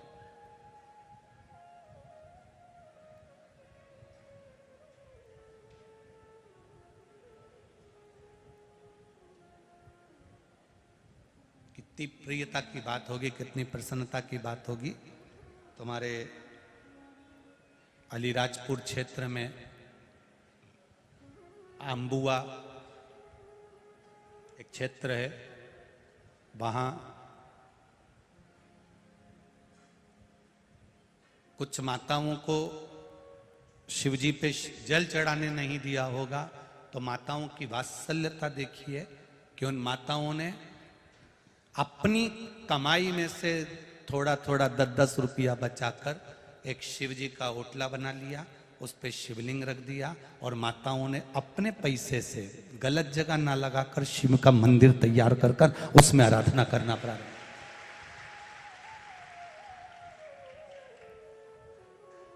चर्मकार समाज, चमड़े का जूता बनाने वाले संत रविदास जी के वंश के, साधारण वंश नहीं है, संत रविदास जी के वंश के। और उन माताओं ने कल सूचना आई कि गुरुजी हम चर्मकार समाज ने शंकर जी का मंदिर बना लिया, क्योंकि कोई टोके, कोई कुछ बोले, कोई कुछ बोले। गुरुजी प्रेरणा दी आपने, हमने मंदिर बनाया, आप उस मंदिर के लिए कभी पधारें। हमने उनको कहा तुम चिंता मत करना, चर्मकार समाज ने जो मंदिर बनाया है उसकी ओपनिंग में हम जरूर पहुंचेंगे, पक्का है प्रयास। क्यों विषय? बड़ी मुश्किल से मंदिर के दरवाजे लोग जाना चालू करे हैं। मेरा सभी ब्राह्मण, संत, साधु, सन्यासी, तपस्वी, साधक, उपासक और मंदिर के जितने ट्रस्टी होते हैं, मंदिर के जितने भी चलाने वाले होते हैं, उनके चरणों को दंडवत प्रणाम कर कर एक ही निवेदन है, बड़ी मुश्किल तक एक एक बच्चा बच्चा मंदिर तक जाना चालू करा है, इनको मंदिर से दूर मत करना। ब्राह्मण हो, क्षत्रिय हो, वैश्य हो, शूद्र हो, सबको मंदिर में जाने दिया जाए। जाति का भेद ना करा जाए कि ये ब्राह्मण है या क्षत्रिय है, ये वैश्य है, शूद्र है, ना ना, सब धर्म का व्यक्ति, सब वर्ण का व्यक्ति, सब जात का व्यक्ति मंदिर के अंदर प्रवेश करे। मेरा शंकर सबका, गरीब से गरीब का भी और अमीर से अमीर का भी। शिव जी के साथ, उनका नाम है पशुपतिनाथ। क्या नाम है? जम के बोलो जरा। पशुपतिनाथ। पशुपतिनाथ का मतलब क्या होता है? जो पशुओं का भी नाथ है। एक एक कीड़ा, झिंगुर, इल्ली, पक्षी, पशु, जानवर, देवता, राक्षस, असुर, सबका वो देव है। उसी का नाम देव अधिदेव महादेव है। उसके लिए सब बराबर हैं, सब बराबर। पहले लोग शिव मंदिर नहीं जाते थे तो लोग कहते फिरते थे मंदिर में आते नहीं है, मंदिर में लोग आते नहीं है, पंडित जी अकेले घंटी बजाते आरती कर लेते। अब मंदिर में लोगों ने जाना चालू कर दिया तो लोगों को तकलीफ होने लगी। बताओ इतना पानी ढोल दिया, बताओ चावल ढोल दिया, बताओ ये ढोल दिया। और जिसमें आज के समय में मेरा विश्वास कहता है जितने लोग मंदिर जाते हैं उसमें से आधे लोग मंदिर को साफ कर कर भी आते हैं, क्योंकि ये शिव पुराण ने उनको साफ करना भी सिखाया।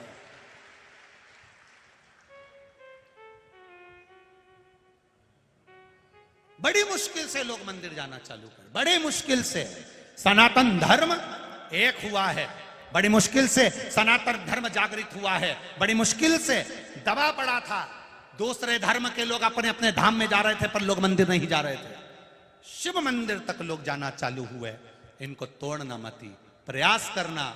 जितने जितने मंदिर हैं, उन मंदिरों के जितने संचालक हैं, उनसे हाथ जोड़कर निवेदन है, आपके मंदिर में आने वाले एक एक भक्त को आप अंदर आने दें, आराम से दर्शन करने दें, प्रेम से उनको जल चढ़ाने दें। कौन आता था आज से कुछ सालों पहले का निकाल कर रखना, इस मंदिर में कोई नहीं पहुंचता था, पर आज उन मंदिरों में अगर भीड़ बढ़ी है तो शिव की कृपा से बढ़ी है। उनको आने दो, ब्राह्मण हो, क्षत्रिय हो, वैश्य हो, शूद्र हो, सब आओ।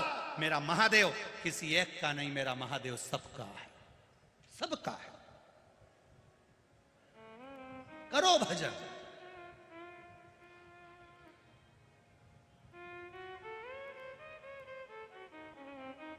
कितना कहीं धोबी समाज, रजक समाज, कहीं सेन समाज, नाई समाज, कहीं चर्मकार समाज, कहीं वाल्मीकि समाज, कहीं विश्वकर्मा, कहीं ब्राह्मण, कहीं क्षत्रिय, कहीं वैश्य, कई कई जगह पर भगवान शंकर की स्थापना कर रहे हैं, पूजन कर रहे हैं, अर्चना कर रहे हैं। प्रसन्नता होती है देखकर, आनंद होता है। तो निवेदन शिव महापुराण की कथा कर रही है, करो भजन। किसको दिया जाए? संस्कार दो बच्चों को, ज्ञान दो। और ऋषि ने सोचा मेरी बेटी का विवाह किससे करूं? समय आया। धौम्य ऋषि के पुत्र बड़े सुंदर थे, जिनका नाम था मंदार। क्या नाम है? मंदार।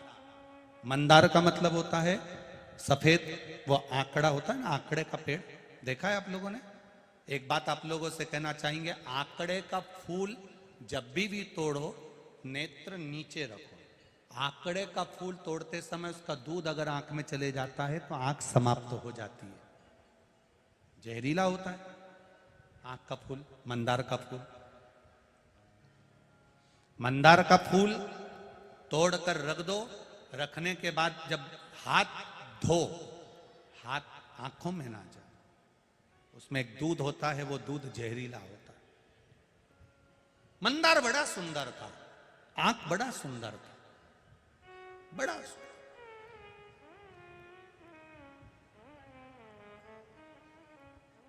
ये शिव जी का चौथा फूल है, मंदार का फूल। शिव जी का पहला पारिजात, दूसरा कनेर, तीसरा शमी, चौथा मंदार, आंकड़ा। मंदार बड़ा सुंदर था, बहुत सुंदर, अति रमणीय। धौम्य ऋषि के पास में सूचना पहुंची और ऋषि ने जाकर निवेदन करा कि मेरी बेटी शमी का विवाह करना है। और ऋषि तुरंत जब मंदार के पिता धौम्य ऋषि के पास जाकर बोले कि मेरे को बेटी का विवाह करना है, धौम्य ऋषि ने हाँ भर दी और मंदार के साथ में शमी की शादी हो गई, विवाह हो गया। शमी का विवाह होने के बाद में जिस दिन विवाह हुआ, उसके ठीक तीसरे दिवस मंदार वापिस विद्या अध्ययन करने के लिए अपने गुरु के दरवाजे पर चले गए। और जैसे ही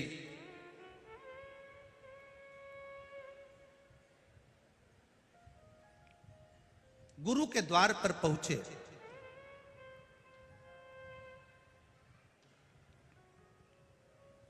जाकर निवेदन करा।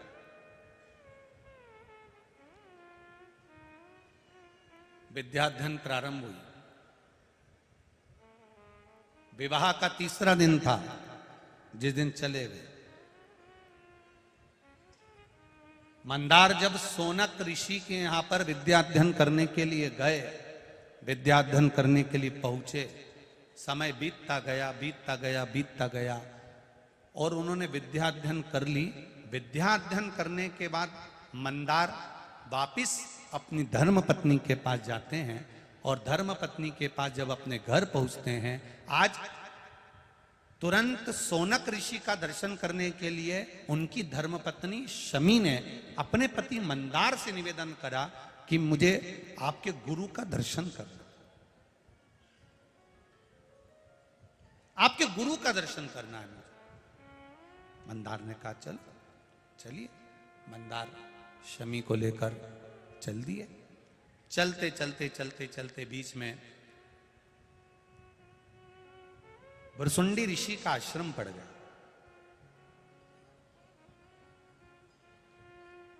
अब इनको मालूम पड़ा, शमी ने पूछा आश्रम बड़ा सुंदर लग रहा है, बड़ी सुंदर जगह है, इतना सुंदर आश्रम है, किसका आश्रम है? मंदार ने कहा यहां पर भुरसुंडी बाबा रहते हैं, बड़े पहुंचे हुए संत है, पर आज तक मैं मिला नहीं हूं, आज तक मैं उनसे मिलना नहीं हुआ, आज तक मैंने केवल सुना है पर मिला नहीं। शिव महापुराण की कथा कहती है आप जिसकी निंदा कर रहे हो एक बार उससे जाकर मिलना जरूर, क्या वो निंदा के लायक है? उससे एक बार जाकर मिलना जरूर, उसके पास पहुंचना जरूर, प्रयास करना, उसके पास जाकर एक निवेदन करना कि ये हम, कई लोग कह देते हैं वो व्यक्ति तो ऐसा है, बड़ा बेकार आदमी है, बड़ा गुस्सेला आदमी है, बड़ा विचित्र आदमी है। आप उससे मिले हो कभी जाकर? कभी उसके सामने पहुंचे हो आप? कभी उसके सामने पहुंचकर आपने बात करी है? कभी उससे एक क्षण आपका मिलना हुआ है? जब आप मिलोगे संशय मिट जाए। आप पहुंचे ही नहीं हो उससे मिलने के लिए तो कैसे कह सकते हो कि वो व्यक्ति बुरा है? एक पत्र आया है, देखिए।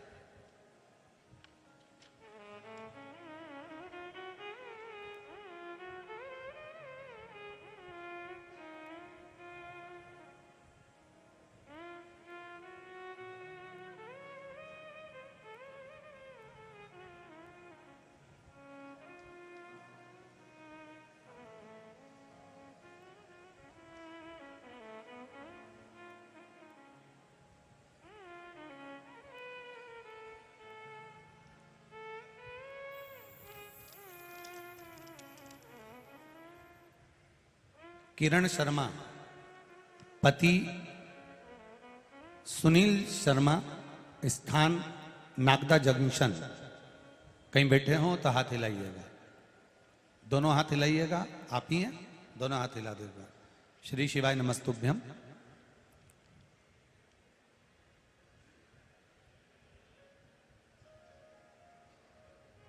एक लाइन माता जी आपने बहुत अच्छी भजन की लिखी है, प्रभु तेरी छवि मेरे मन में बसी, कैसे डूबेगा वो तूने थामा जिसे। प्रभु क्या वर्णन करूं, उसके लिए शब्द नहीं है गुरुदेव। मेरे पतिदेव के पेट में छत पर से गिरने के कारण एक गठान हो गई थी। बहुत सारे डॉक्टरों को दिखाया, नागदा, उज्जैन, बड़ौदा, बड़नगर, आराम नहीं पड़ा। फिर मैं रोज कथा सुनती और शंकर जी की कथा सुनते सुनते भाव जागृत हुआ गुरुदेव। विश्वास बड़ी मुश्किल से जागता है गुरुजी। विश्वास जागा, शिव जी के मंदिर जाती, शिव जी पे चढ़ा हुआ जल लेकर आती, एक बेलपत्र बाबा को चढ़ा हुआ लेकर आ जाती, कुंदकेश्वर महादेव का नाम लेकर, शंकर भगवान का जल लेकर अपने पति को आचमन करा देती। मेरे पति हमेशा कहते इसे पीने से कुछ नहीं होगा, पर मैं उनसे कहती तुम चिंता मत करो, सारे डॉक्टरों ने आपको पेट में गठान बताई है, पर मैंने टीवी पर कथा सुनी है, उसमें बताते हैं शिवजी पर जल चढ़ा हुआ पीने से रोग मुक्ति होती है। शंकर शंकर है, औगड़ी है वो। मैंने वो जल पिलाना प्रारंभ करा गुरुदेव।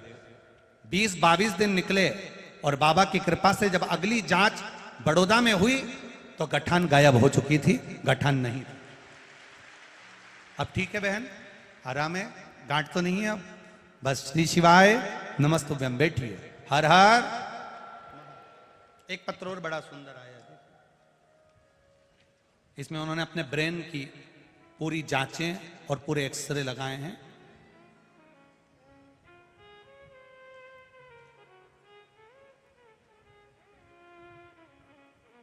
मेरा नाम संगीता चौहान है, मैं गांव नागौरा, जिला धार की निवासी हूं। कहीं बैठी हो तो हाथ हिलाइएगा, कहीं बैठी हो तो दोनों हाथ। आप ही हैं? दोनों हाथ हिला दो बहने से, दोनों हाथ ऐसे हिला दो एक बार। श्री शिवाय नमस्तुभ्यम। मेरा नाम संगीता चौहान है, मैं गांव नागौरा, जिला धार की निवासी हूं। मेरे पति को सर में दर्द बहुत दिनों से सिर में हो रहा था, तो इंदौर में दिनांक 27/1/2023 को दिखाया, अस्पताल में दिखाया तो डॉक्टरों ने जांच के बाद ब्रेन में हेमरेज नामक बीमारी बता दी। ब्रेन हेमरेज बताया, ऑपरेशन के लिए कहा गया, खोपड़ी को काटना पड़ेगा, ऑपरेशन किया जाएगा, रिस्क बहुत ज्यादा है ऐसा उन्होंने बताया। व्यक्ति ब्रेन हेमरेज होने पर कोमा में भी चले जाता है, इसलिए आप पहले विचार कर लें। कई बार व्यक्ति पागल सा हो जाता है, पलंग पर से उठ नहीं पाता, सुध बन जाती है, उसका ध्यान केंद्रित नहीं हो पाता। सब डॉक्टरों ने एक ही बात बताई गुरुदेव, हम समझ गए और उनसे बात कर कर जांचें कराकर दवाई लेकर घर आ गए। दूसरी बार फिर जांच कराई पर उसका कोई निर्णय नहीं निकला। उन्होंने कहा ऑपरेशन तो करना पड़ेगा क्योंकि ब्रेन हेमरेज है। हम बड़ौदा जाने का प्लान बना लिए और बड़ौदा चले गए। इंदौर से बड़ौदा गए। 31/1/2023 को हमने 27/1/2023 को दिखाया, 31/1/2023 को हम बड़ौदा निकल गए। बड़ौदा जाते जाते मेरे रिश्तेदारों ने कहा शिव पुराण आती है, जाते जाते मोबाइल पर सुन लो। हमने मोबाइल पर सुनते सुनते गए। एकांतेश्वर महादेव का आपने वर्णन करा, रोड के किनारे पर कहीं शिव मंदिर था, हमने उसकी पूजन करी और पानी की बोतल जो गाड़ी में थी वही चढ़ाकर चले गए। गुरुदेव पारुल अस्पताल बड़ौदा का, वहां पर इनकी जांच प्रारंभ हुई। जांच होते ही डॉक्टर ने कह दिया इनको ब्रेन हेमरेज है और खून के थप्पा जमा हुआ है, बड़ा ऑपरेशन हो सकता है, पर आप भगवान पर विश्वास करिए, भरोसा रखो, एक बार बड़ी जांच वापिस कर लेते हैं। हमने श्री शिवाय नमस्तुभ्यम का जाप करना प्रारंभ करा। श्री शिवाय नमस्तुभ्यम का जाप करते घबरा गए और जांच फिर हुई। फिर जांच करने पर मालूम पड़ा कि बड़ा ऑपरेशन, सिर को खोलने की जरूरत नहीं पड़ेगी, एक छोटा सा ऑपरेशन करना पड़ेगा, बस उसी से ठीक हो जाएंगे। 3 तारीख 2 महीना फरवरी का महीना 2023। गुरुदेव ये बहुत दूर का बाबा का आशीर्वाद नहीं, 2 महीने पहले का है गुरुदेव। और उनका ऑपरेशन जब डॉक्टर करने के लिए तैयार हुआ, जैसे ही बस छोटा सा ऑपरेशन करने के लिए तैयार हुआ तो डॉक्टर ने भी तुरंत आकर कह दिया कि उस ऑपरेशन की भी जरूरत नहीं और धीरे धीरे तुम्हारे पति ठीक हो गए, उनका सिर का जो थप्पा है वो ठीक हो गया। अब ठीक है मां, आराम है, हर हर महादेव। बैठिए। श्री शिवाय शिव तत्व इसी को, उसकी भक्ति, उसका विश्वास, उसकी दृढ़ता। छोटा सा ऑपरेशन कर कर खून के थप्पे को वहीं निकाल लेना, पूरे मस्तिष्क को ना खोलना। डॉक्टर भी कहता है ये किसी बाबा की कृपा के बिना, शिव कृपा के बिना, कोई दूसरा ही डॉक्टर बैठा रहता है वो अपने आप कर लेता है। उस जगह पर कोई दूसरा नहीं होता, केवल आपका विश्वास होता है शिव के प्रति। सोनक ऋषि के पास जाते जाते धर्मपत्नी ने कहा कि ये कौन का आश्रम है, ये कौन सा आश्रम है? कहा ये भृसुंडी बाबा का आश्रम है, यहां एक बड़े मुनि रहते हैं, बड़े बड़े तपस्वी हैं। आज तक मैंने उनको देखा नहीं है, पर एक बार उनके दर्शन की अभिलाषा है। हम भी कई बार विचार कर लेते हैं, मिलने से पहले ना जाने कैसा होगा, ऐसा है वैसा है, यूं है यूं है। हम कजन कितनी व्यक्ति के लिए बात कर लेते हैं, पर निवेदन शिव पुराण की कथा कहती है, जब तक आप उस व्यक्ति से ना मिल लो तब तक अपने मुख से एक बार भी किसी की निंदा नहीं करना चाहिए, क्योंकि उसको पहले मिलो तो कि वो है कैसा। क्यों निंदा कर, क्यों बोलो?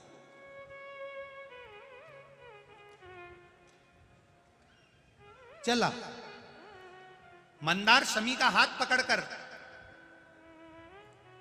भृसुंडी बाबा के आश्रम में प्रवेश कर गए, जहां पर भृसुंडी बाबा बैठकर तप साधना कर रहे थे। क्या देखा मंदार ने? भृसुंडी जी किसकी तप साधना कर रहे हैं? विनायक की। भगवान गणेश जी महाराज को भुरसुंडी बाबा सबसे ज्यादा चाहते थे तो उन्हीं की आराधना करते थे। एक बार श्री गणेश जी महाराज भुरसुंडी बाबा पर प्रसन्न हो गए और उन्होंने वर मांगने को कहा।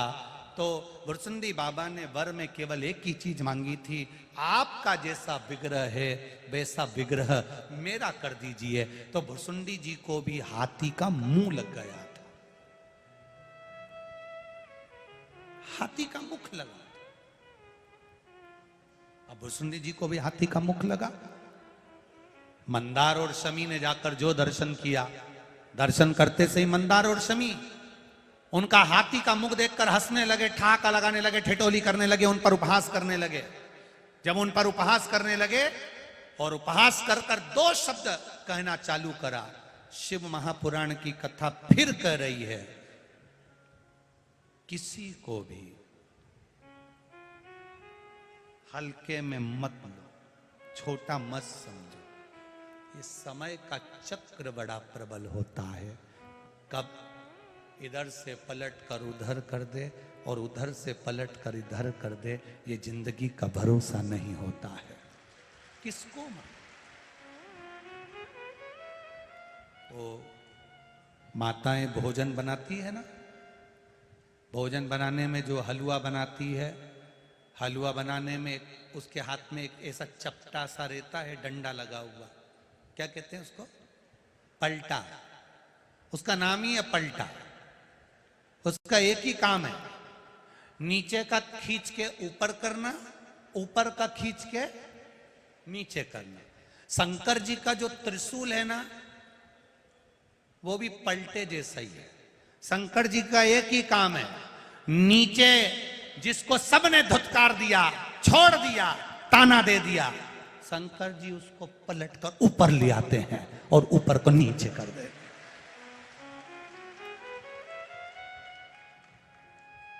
वो पलटे का काम ही यही है।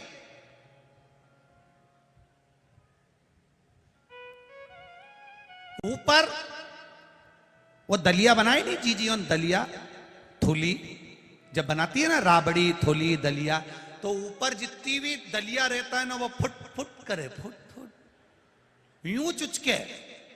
इतना में तो जीजी आई और उन्हें पलटा उठाया, और पलटा उठा के जो ऊपर का नीचे कर, यानी फुट फुट सब निकल गई। ले तो जो ज्यादा फुटके नहीं तो महादेव पलटा चला के ऊपर का नीचे, नीचे का ऊपर खरीदते। इसलिए निवेदन है जीजियों, ज्यादा फुट फुट फुट फुट नहीं करना, ज्यादा नहीं फुटक, नीचे से चलाए ऊपर, ऊपर से चलाए नीचे। कब समय बदल दे उसका भरोसा नहीं है, कब किसको कहां लाकर पटक दे उसका भरोसा नहीं है। वो देव आदिदेव महादेव है, कब पलट जाता है उसका भरोसा नहीं, उसका भरोसा। अभी मंदार सुंदर थे, शमी सुंदर थी, पहुंच गए भुरसुंडी जी के यहां, हंस दिए, ठाका लगा दिए। इनको मालूम नहीं है कि इन्होंने गणेश जी से कहकर अपना विग्रह मांगा है, गणेश जी से उनका रूप मांगा है। तो गणेश जी ने उनको हाथी का मुख लगा दिया था, ये समझ नहीं पाए, हंस दिए, ठाका लगा दिए, श्राप दे दिया भुरसुंडी जी ने। मैं तुम दोनों को श्राप देता हूं, दोनों वृक्ष बन जाओ, और वृक्ष भी ऐसे बनो जिसको ना पशु खाए ना पक्षी खाए, जहर कांटे तुम में सदा रहे। मंदार भी जहरीला हो गया, शमी भी कांटेदार हो गई। दोनों की काया सुंदर थी, इतनी सुंदर थी कि लोग उन पर मरते थे। अब ये स्थिति हो गई कि मंदार जहरीला हो गया, इतना जहरीला कि पशु पक्षी भी ना खाएं, आकड़ा का पौधा बन गया जिसको पशु पक्षी भी ना खाएं। शमी कांटों से लदालूम हो गई, जो किसी काम की ना हो। दोनों वृक्ष बन गए, दोनों वृक्ष बन गए। 4 महीने हो गए, सोनक जी को मालूम पड़ा कि मेरा चेला अपनी बहू को मिलाने के लिए मेरे पास आ रहा था, कहाँ रह गया। सोनक जी ढूंढते ढूंढते पहुंच गए भुसुंडी जी के यहाँ। भुसुंडी जी, मेरा चेला मंदार अपनी धर्मपत्नी शमी के साथ आ रहा था, ना जाने कहां चले गया, दिखता नहीं है, मिलता नहीं है। भुसुंडी जी ने कहा उन्होंने मेरी हंसी उड़ाई थी, इसलिए मैंने उनको पौधे बना दिया, वृक्ष बना दिया, पेड़ बना दिया। तुरंत सोनक जी हाथ जोड़कर बोले, उन्हें श्राप से मुक्त कर दो ना, गलती हो गई उनसे, श्राप मुक्त कर दो।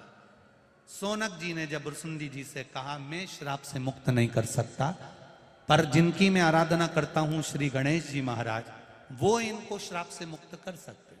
सोनक जी और भुसुंडी जी दोनों गणेश जी के पास गए। गणेश जी, शमी और मंदार, इन दोनों को आप क्षमा कर दो। गणेश जी ने कहा, इसने मेरे शिष्य की हंसी उड़ाई है। पेड़ तो रहेंगे, पौधे तो रहेंगे, पर मैं वर प्रदान करता हूं, मंदार और शमी ये दोनों मेरे देव अधिदेव महादेव को समर्पित होंगे, ये मैं वर देता हूं। जिस जगह पर मंदार और शमी दोनों साथ में होंगे, ये आंकड़ा और शमी का पेड़ जहां पर साथ में होगा, शमी और आंकड़े का पेड़ जहां साथ में होगा, 21 वर्ष तक आंकड़े का पेड़, मंदार का पौधा शमी के पौधे के पास में अगर 21 वर्ष तक रहेगा, तो उसकी जड़ में मैं खुद आकर बैठूंगा और लोग मुझे आंकड़े का गणेश कहेंगे। मैं उनके घर में अष्ट सिद्धि नवनिधियां प्रदान करूंगा। लोग कहते हैं हमने आंकड़े के गणेश जी बनाए, उसका फल क्यों नहीं मिल रहा? तो उसका फल क्यों? शमी और आंकड़ा दोनों साथ में हो और 21 वर्ष तक शमी और आंकड़ा साथ में रहते हैं, एक जगह पर रहते हैं, फिर उसकी जड़ में गणेश जी का निवास हो जाता है। उस जड़ के जब गणेश जी बनते हैं तो अष्ट सिद्धि नवनिधि घर में कम नहीं होती, बढ़ती चली जाती है। वो आंकड़े का गणेश। मंदार, शमी, तुमने गलती करी है, तुम दोनों पौधे के रूप में रहोगे, ये मेरे शिष्य ने श्राप दिया है, पर मैं वर देता हूं। मेरी आराधना करने वाले, गणेश जी कहते हैं मेरी आराधना करने वाले, शमी का पत्ता, शमी का पुष्प, मंदार का पुष्प जब मुझे लाकर देंगे, दोनों साथ में दुर्वा के साथ मुझे समर्पित करेंगे, मैं उनकी मनवांछित फल की पूर्ति कर दूंगा, उनको आंच नहीं आएगी। ये मंदार आंखों से जल बहाता हुआ कहता है, हम क्या वृक्ष की योनि से छूटेंगे नहीं? हम क्या कभी वृक्ष योनि से समाप्त नहीं होंगे? गणेश जी ने कहा, मंदार, शिष्य का श्राप है, वो तो तुम्हें वृक्ष योनि में रहना पड़े, पर तुम भले किसी से मिलने जाओ मत जाओ। गणेश जी कहते हैं, पर मंदार और शमी 33 कोटि देवी देवता तुम दोनों की जड़ में, तुम दोनों के पास सदा विराजमान रहेंगे। वो